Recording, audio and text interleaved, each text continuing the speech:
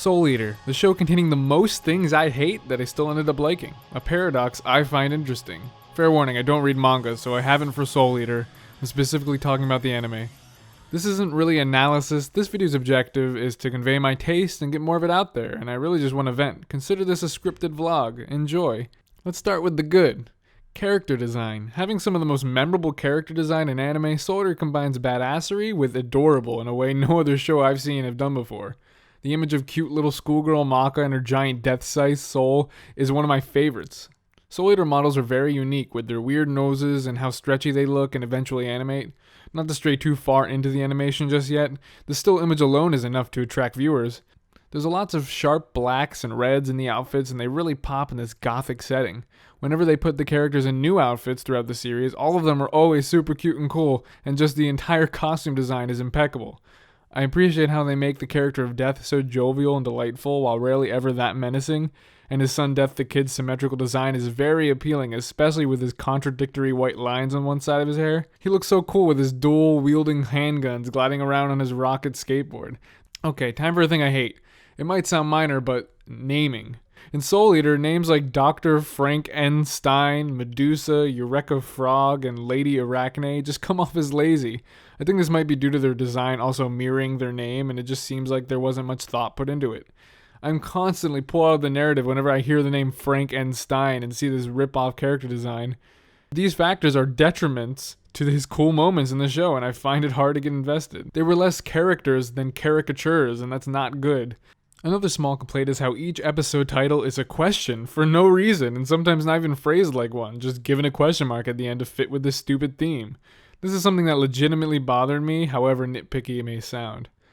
Another great thing about Soul Eater is the animation. Studio Bones once again proves they are the king of action in anime. Everything is so fluid and colorful. That springiness and stretchiness I alluded to earlier really shows its stuff, not only in the action scenes but in the comedy. Which more animated humor like this one? Upon the outset, the opening screams out loud that this show is going to look amazing, and it follows through. Like most of Bones' work, the quality is pretty consistent, and for a show that's 51 episodes, it's really an impressive feat. The action scenes have a good use of environment and cohesive shot direction that the fast-paced battles never become hard to understand.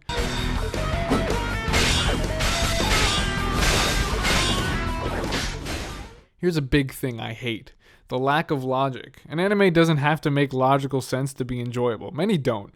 But Soul Eater tries to set up rules and explain why things are happening in illogical ways. The more it contradicts its own rules, the more annoyed I get. I really get the sense that the script begins to fly off the seat of its pants just to...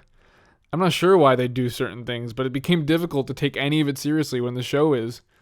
A show like JoJo or FMAB really test the limits, but still follow their own rules they set up for themselves, or maybe lack thereof in JoJo's case.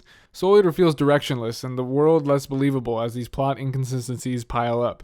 The amount of things it tries to sell to me that I don't fully buy starts to degrade my suspension of disbelief. Like, why does Sid become a zombie, and why does it have to have absolutely zero effect on his character and his abilities? It really is frustrating that death apparently has no effect on the series and is proven to be meaningless.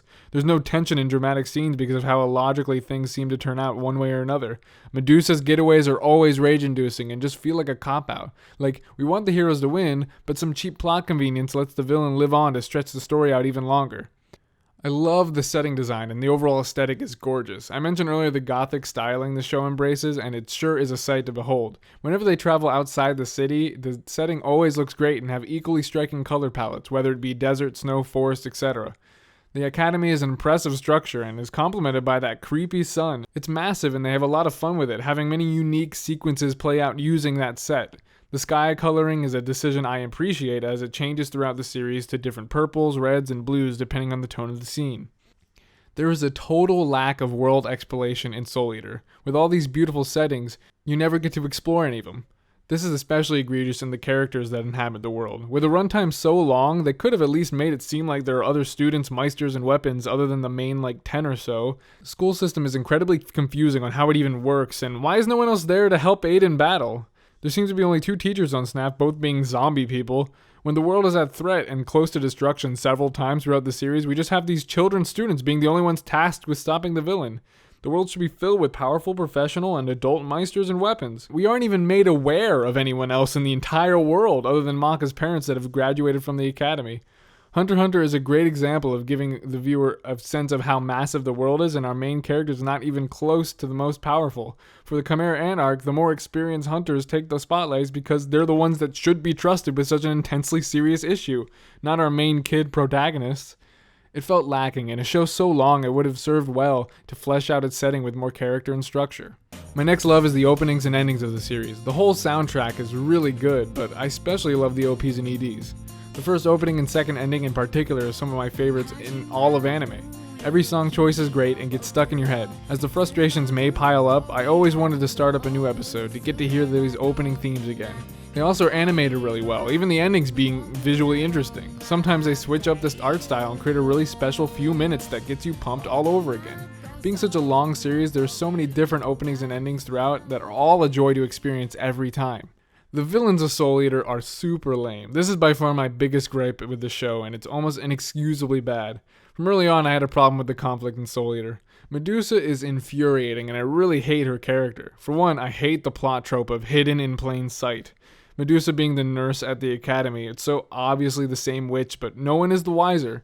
She doesn't even do a good job at hiding it, and yet for episodes upon episodes, she goes unsuspected. I don't like the feeling of, man, these main characters are stupid.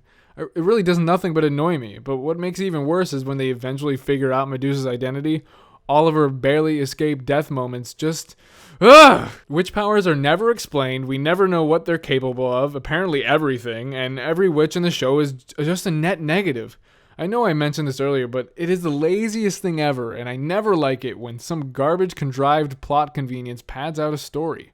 Lady Arachne is no better, but her issue is being insufferably boring. She sits on her throne and drinks wine all the time. It's such a bland and so overdone villain trope, it's almost funny how little effort was put into her character. Asura's no better, equally bland and barely even in the show enough to come across as anything but the final boss. Soul's inner battle with his psyche is never understandable or interesting. Krona's little talking quirk can be funny, but overall he adds really nothing to the show for me. Would rather have done without him entirely, especially because most of his story arc is concerned with Medusa and she ruins everything she touches. He's also just unsettling to watch move most of the time. Without a good villain, it's impossible to be invested in the plot. Soul Eater's main cast of protagonists, on the other hand, are extremely likable, and these 7 are ultimately the reason I can't help but like this show. The relationship between the Meister and Weapon is an interesting idea, and every pairing has great rapport. Maka and Soul are adorable together, Tsubaki and Blackstar have a really fun dynamic, and Det the Kid with the sisters are great comedic players.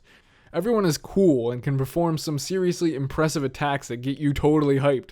A scythe, katana, and dual-wielding handguns are perfect for my dumb guy brain to sit back and enjoy. While some of the running jokes can get tiring after 50 episodes, they're all endearing cast that got me through each and every show, wanting to see more of them. But to be honest, Maka is best girl and one of my favorite characters in all of anime. I think everyone agrees the ending of the series is extremely unsatisfying. This show continued the stigma Studio Bones has with original endings. Diverting from the source material, Bones wrote their own anime-only ending, and I'd agree that the manga is probably better. All my earlier issues with the show make this finale even more boring and meaningless than it may have been for others. Due to having no logic and horrible villains, the main character is fighting the biggest threat yet doesn't feel threatening or engaging.